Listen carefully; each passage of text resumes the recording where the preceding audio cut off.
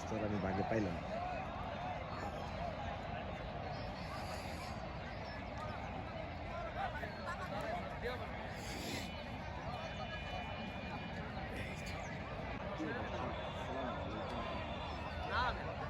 আসসালামু আলাইকুম।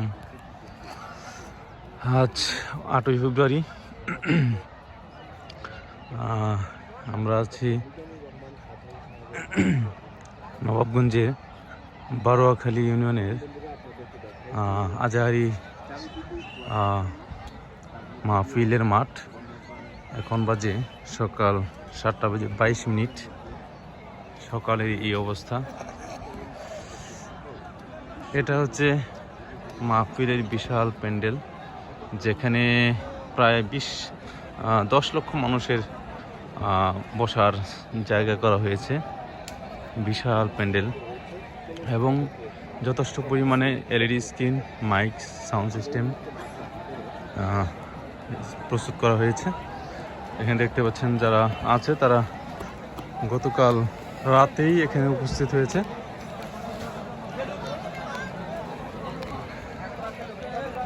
আর সকাল থেকেই মানুষ এর সমাগম শুরু হয়ে গেছে, আসা শুরু হয়ে গেছে। হ্যাঁ, এই পাশটা হচ্ছে বাম পাশ। এখানে দুইটা এলইডি স্ক্রিন বসানো আছে। আর এই পাশে আছে পুলিশ কন্ট্রোল রুম। আবার এখানে একটা এলইডি স্ক্রিন বসানো আছে। এখানে হচ্ছে এদিক দিয়ে হবে এন্ট্রি, এই রাস্তাটা এন্ট্রি। মানুষজন আসা শুরু হয়ে গেছে। আর এই পাশে কোনো দোকানপাট নাই। আর পুলিশ কন্ট্রোল রুমটাতে এখানেই আছে। এদিকে জরুরি চিকিৎসা সেবা এবং অন্যান্য সেবা জন্য জায়গা নির্ধারণ করা হয়েছে। আর এই রাস্তার এই পাশটাতে টয়লেট এর ব্যবস্থা করা হয়েছে, ওজুখানার ব্যবস্থা করা হয়েছে। যথেষ্ট পরিমাণ ব্যবস্থা এখানে রাখা হয়েছে। মাশাআল্লাহ, হুজুরকে মানুষ কতটা ভালোবাসে সেটা এখানে না আসলে আসলে বোঝা যাবে না। এটা আজকে সকালের ভিডিও।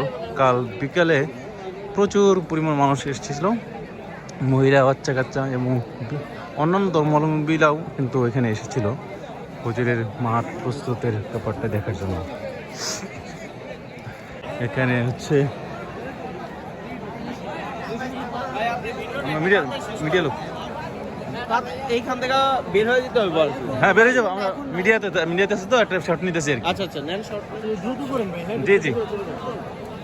আচ্ছা, এখানে এই যে দেখেন সাউন্ড সিস্টেমের ডেস্কটা এখান থেকে কী করা হচ্ছে।